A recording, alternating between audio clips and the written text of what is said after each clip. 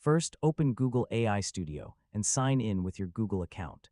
To create structured AI outputs, start by deciding exactly what information you want Gemini to return. Structured output is useful when you need predictable data instead of a normal conversational response. For example, imagine you want Gemini to analyze customer feedback. Instead of asking for a general answer, you can define specific fields such as customer sentiment, topic, priority, summary, and suggested action. Open your prompt and clearly explain the task.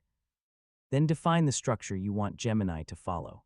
If your current Google AI Studio workflow provides a structured output or JSON option, use it to specify the expected format.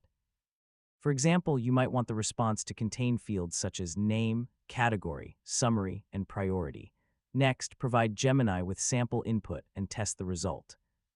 Check whether every required field is included and whether the values are returned in the correct format. If the output contains unnecessary text, refine your instructions and clearly tell Gemini to return only the required structure. You can also define the expected data type for each field when supported. For example, a name can be text, a priority can be a predefined category, and a quantity can be a number.